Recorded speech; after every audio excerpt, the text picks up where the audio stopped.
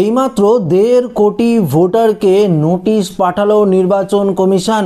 হ্যাঁ বন্ধুরা, ইতিমধ্যেই এই যে 6 ক্যাটাগরি ভোটার রয়েছে,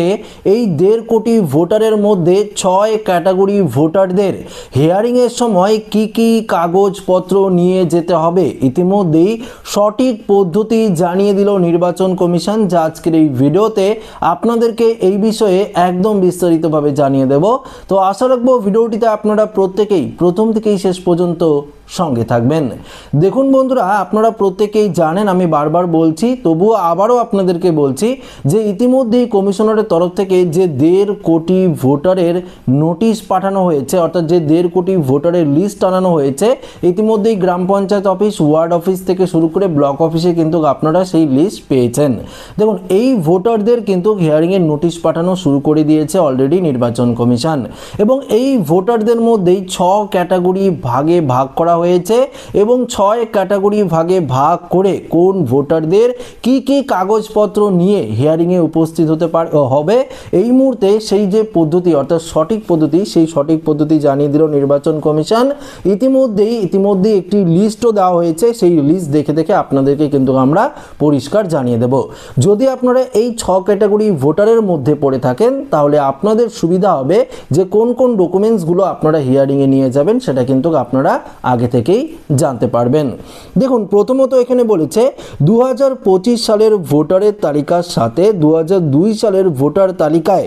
নিজের নামের বড় ধরনের পার্থক্য। দেখুন, 2002 সালের যে ভোটার লিস্টটি রয়েছে, 2025 সালের ভোটার লিস্টের মধ্যে যদি আপনাদের নামের, অর্থাৎ আপনার নামের ক্ষেত্রে বড় ধরনের কোনো রকম পার্থক্য থাকে বা মিসম্যাচ থাকে, বা নাম আপনারা 2002 সালে যেটি ছিল পরবর্তীতে আপনারা সংশোধন করে নিয়েছেন, এখন মিসম্যাচ হচ্ছে, সেটি মিলছে না, সেক্ষেত্রে আপনাকে কি করণীয়, কোন কোন ডকুমেন্টসের প্রয়োজন হবে হিয়ারিংয়ে। দেখুন, এখানে 3টি মাত্র ডকুমেন্টসের প্রয়োজনের কথা বলেছে। প্রথমত, নিজের 2002 সালের ভোটার তালিকার প্রাসঙ্গিক পাতার প্রতিলিপি, অর্থাৎ আপনার নিজের 2002 সালের ভোটার তালিকার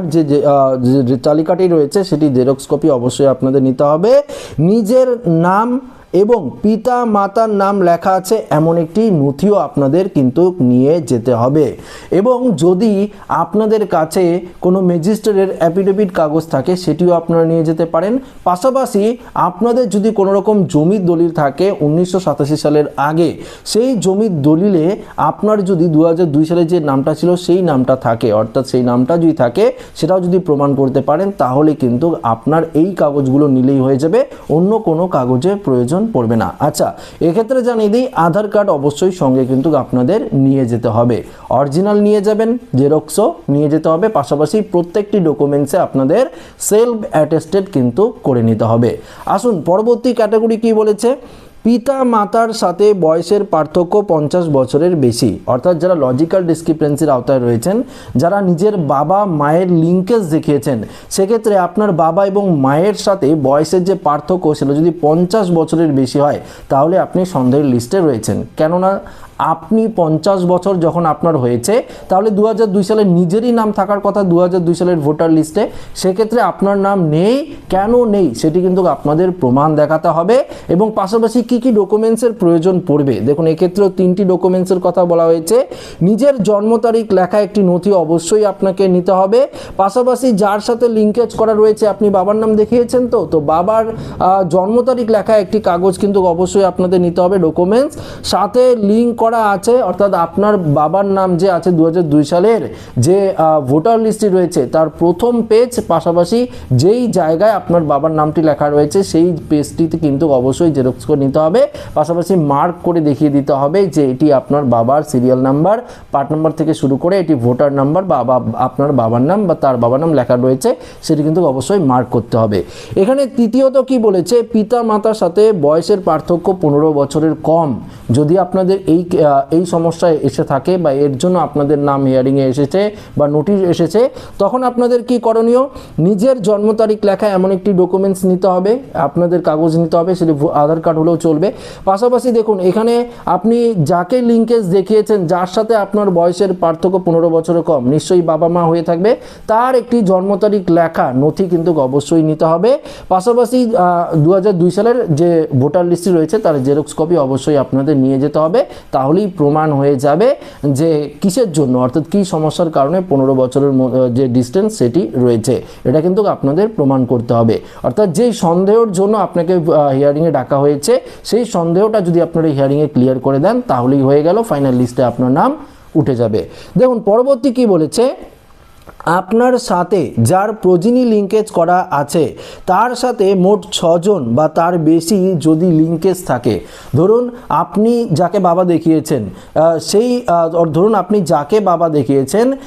অন্য 6 জনও তাকেই বাবা দেখিয়েছে, এরকম যদি হয়ে থাকে তাহলে কিন্তু অবশ্যই আপনার নিজের একটি ডকুমেন্টস তো নিতেই হবে যেখানে জন্ম তারিখ লেখা রয়েছে, পাশাপাশি 2002 সালের আপনি যাকে বাবা দেখিয়েছেন তার তো জেরক্স পাতা নিতেই হবে, পাশাপাশি বংশ তালিকা কিন্তু প্রযোজ্য হবে। এক্ষেত্রে বংশ তালিকার কথাও কিন্তু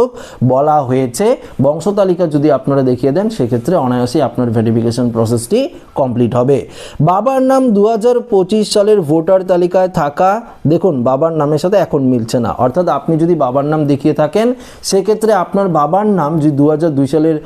যেটা রয়েছে 2025 সালে এখন আপনি চেঞ্জ করেছেন, স্পেলিং যেটা ছিল সেটা মিস্টেক হয়েছে বা কোনো রকম কিছু সংশোধন করিয়েছেন, সেক্ষেত্রে তো মিলবেই না, সেক্ষেত্রে আনম্যাপ দেখাবে, বা যেহেতু এটা সফটওয়্যারের মাধ্যমে করা হচ্ছে বা এর মাধ্যমে করা হচ্ছে সেক্ষেত্রে কিন্তু মিলবে না। তো তার জন্য যদি আপনাদের হিয়ারিংয়ের ডেকে থাকে তাহলে কিন্তু অবশ্যই আপনার আধার কার্ড লাগবে, 2002 সালের ভোটার লিস্টের জেরক্স কপিটি অবশ্যই আপনাদের নিতে হবে, বাবা বা মায়ের অবশ্যই আপনারা ভোটার কার্ডের জেরক্স কিন্তু নিয়ে যাবেন, তাহলেই কিন্তু হয়ে যাবে। যদি আপনাদের এফিডেভিট কাগজ থাকে তাহলে ভালো, অবশ্যই আপনারা নিয়ে যাবেন, তাছাড়া অন্য যদি কোনো কাগজ থাকে সরকারি যেটার মধ্যে সঠিক লেখা রয়েছে সেটি আপনারা নিয়ে যেতে পারেন। পরবর্তী দেখুন কি বলেছে, প্রোজিনি লিঙ্কের নাম 2002 সালের ভোটার লিস্টের সাথে 2025 সালের ভোটার লিস্টে থাকা নামের বড় ধরনের পার্থক্য, এটার ক্ষেত্রেও কিন্তু সেমই বলেছে যে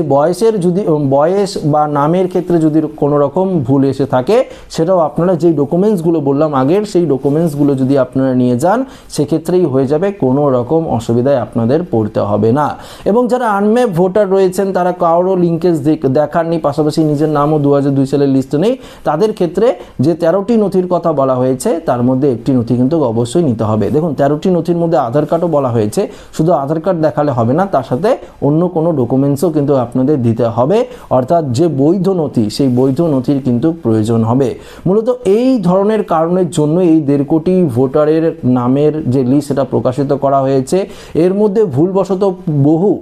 বৈধ ভোটার রয়েছে, তাদের সমস্ত কিছু ঠিক থাকার পরও এই লিস্টের নাম এসেছে, তাদের ক্ষেত্রেও যদি হিয়ারিংয়ে ডাকা হয় আপনাদের যে 2002 সালের যাকে লিঙ্কেজ দেখিয়েছেন তার ভোটার জেরক্স করে নিয়ে যাবেন ভোটার লিস্টটি, পাশাপাশি আপনার ডকুমেন্টসগুলো নিয়ে যদি আপনারা করিয়ে দেন ভেরিফিকেশনটা সেক্ষেত্রেও আপনার কোনো অসুবিধা হবে না। এছাড়াও যদি লিস্টের নাম না ওঠে তাহলে তো পরবর্তী প্রসেস রয়েছে, সেই প্রসেসে আপনারা কিন্তু আবারও দ্বিতীয়বারের জন্য অ্যাপ্লাই করতে পারেন। তো আশা রাখবো এই ভিডিওটিতে আপনাদেরকে সঠিক ইনফরমেশন দিয়ে হেল্প করতে পেরেছি। ভিডিওটি ভালো লাগলে লাইক করবেন, বন্ধুদের সাথে শেয়ার করবেন, নতুন হয়ে থাকলে চ্যানেলটিকে সাবস্ক্রাইব করে আমাদের সঙ্গে জুড়ে থাকবেন। ধন্যবাদ।